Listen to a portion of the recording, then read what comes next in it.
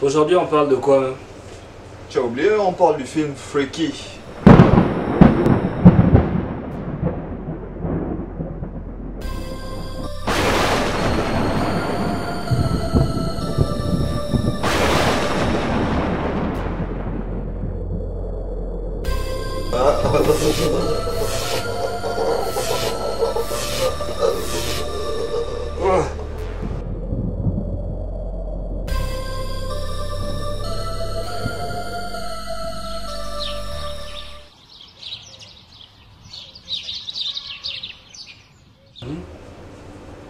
Mais qu'est-ce qui vient de se passer? Oh, Mais pourquoi je porte ça?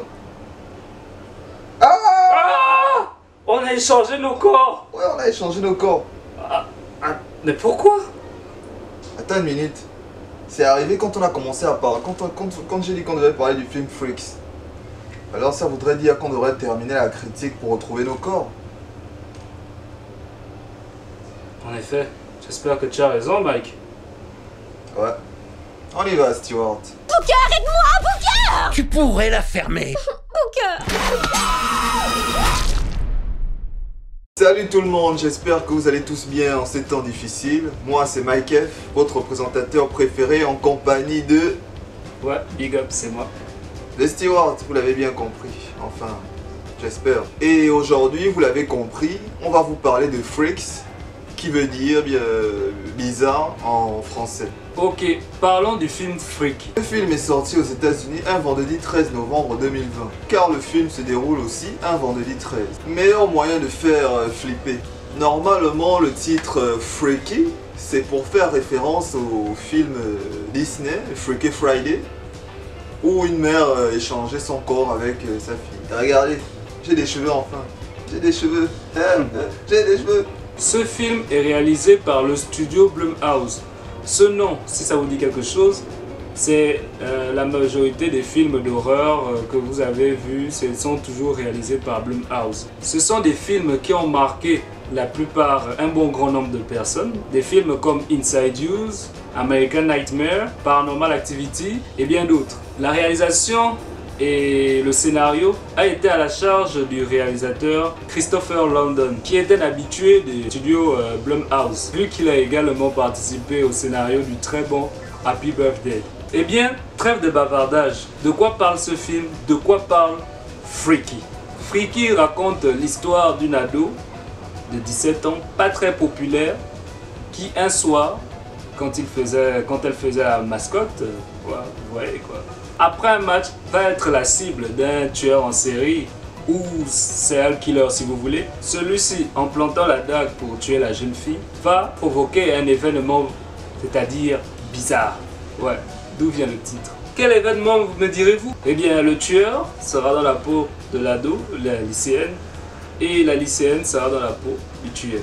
Et là, avant que tout ne soit trop tard, notre jeune ado va tout faire avec l'aide de ses amis, tout faire pour renverser le sortilège. Ouais, je crois que j'ai bien résumé là. J'aime bien les films où les personnages s'échangent de corps parce qu'on comprend facilement ce qui se passe. En gros, c'est plus facile d'en rire et c'est plus facile, oui je dis beaucoup facile, c'est plus facile de comprendre le message que le réalisateur tente de faire passer par rapport à la différence sociale ou à la phrase si j'étais à ta place. Dans ce film, la question est surtout de savoir, en fait, de se poser la question, c'est quoi être un adulte? Être dans la peau d'un tueur en série?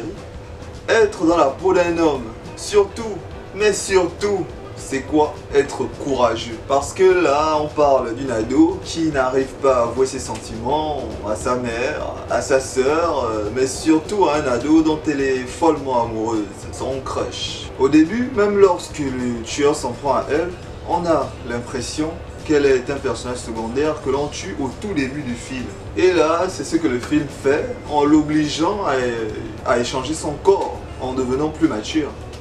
Échanger son corps, mais pas avec n'importe qui, avec un tueur en série. Elle va être dans la peau d'un mec qui est capable de tuer des gens de sang-froid, d'assouvir ses pulsions.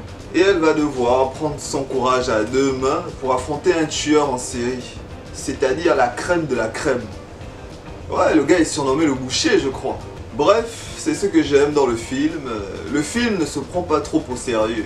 J'ai aimé par exemple le passage où le boucher poursuit deux personnages et l'un d'eux dit « Tu es noir et je suis gay ». On est foutus tous les deux. Ou encore la scène du baiser dans la voiture. C'était logique et marrant. Et j'aime aussi les films où les humains sont les assassins. C'est plus réaliste. C'est bizarre, j'ai un peu froid ici. Rien de nouveau, mais énormément d'originalité. Je sais que ça veut rien dire, mais il fallait que je le dise. En effet, c'est un scénario plein de rebondissements. J'ai été pas mal surpris d'être happé dans le film. L'histoire de la dague qui est à l'origine de tout ça est bien trouvée. La violence était bien nécessaire. C'est un tueur en série, il fallait bien nous prouver ça en direct. Aussi, ce film est particulièrement bien écrit parce que si tu loupes tel dialogue, telle partie, tu ne pourras pas comprendre pourquoi telle chose arrive à un moment, à un autre. Les personnages, les liens qu'ils ont entre eux sont bien représentés. En commençant par la mère alcoolique de l'héroïne, ses deux amis et son crush. C'est simple et très facile à suivre, donc pas de blackout ou un moment où tu es perdu dans le film, quoi. C'est-à-dire que tu vas t'endormir dans le film vu qu'il y a tellement de choses qui se passent. Et oui, ce film est une foutue belle pièce de viande. Oui, j'ai toujours voulu dire ça. Passons maintenant au côté négatif du scénario. Eh bien, le côté négatif pour moi et pour Stewart, c'est que c'est du déjà vu. Je peux dire que le scénario est sans prise de tête, c'est vraiment basique. On recherche une chose qui va tout réparer et on ajoute quelques situations cocasses pour remplir le film. Ça marche, mais il faut que je souligne quand même, tout ce que Blumhouse veut, c'est du fun, rien que du fun. Aussi, le girl power ne m'a pas trop dérangé, mais le message que le réal essaie peut-être de faire passer, je l'ai quand même, j'ai les mauvaises quand même. Croyez-moi, c'est pas si mal d'avoir, sans spoiler. Vous voyez quoi, je vais pas vous faire un dessin. Comment? C'est des couilles que tu cherches? On reste sérieux, on reste fait en dit pire, Stewart. Ne gaspille pas ma bouche avec tes mots. Mais bon, pas mal le girl power, mais limite quand même. Vince Vaughn et Katherine Newton s'en sortent plutôt bien. Même mention spéciale à Vince Vaughn qui a joué le serial killer. En effet, imiter une adolescente est vachement hilarant et je me suis pas mal marré. Katherine Newton, ça peut aller, elle fait le taf, même si pour elle, jouer la tueuse c'est froncer les sourcils et baisser la tête. Mais ouais, ça peut passer. Tous les autres acteurs sont cool et j'ai bien aimé l'alchimie de ces deux amis. J'aurai toujours en tête la scène où elle croit que leur ami c'est le tueur. La scène là est trop drôle. Tiens, la musique m'a rappelé de bons vieux films d'horreur. Scream, souviens-toi l'été dernier. Et surtout Piranha 3D, tiens. Une musique assez horrifique, intense et fun. Ça nous plonge direct dans l'atmosphère du film. Beaucoup de couleurs dans le film, mais principalement le rouge qui colle facilement avec le thème. Bien évidemment le meurtre, mais bon quoi, voilà quoi, il n'y a pas que ça, c'est vrai, tu m'as compris. Au fait, il y a un petit bémol sur les scènes du meurtre. Des fois on sent que c'est pas réel, que la tête fracassée n'est pas une vraie tête, que le sang c'est du jus de tomate, etc. Ça n'empêche pas des scènes de fonctionner, mais bon, on le voit quoi, comme un cheveu au milieu de la soupe quoi. Aussi, effets spéciaux très cool lorsqu'on voit les images de la dague, que la dague renvoie avec l'autel sacrificiel, qui sacrifie. Eh bien, je sens que ce film aura une suite connaissant Blumhouse. Et en attendant, ma note, je donnerai 6 sur 10. Et toi, Stewart, tu donnerais combien?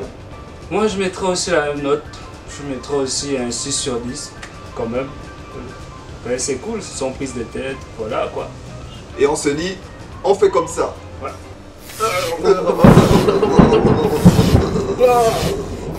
Enfin, j'ai retrouvé mon corps. C'est cool. Ouais, je suis de retour dans mon popcorn. Allez, finis la casquette. Ouais. En tout cas, j'espère qu'il n'y aura pas de suite à ce film, en tout cas. Oh, pourquoi j'ai dit ça? Oh.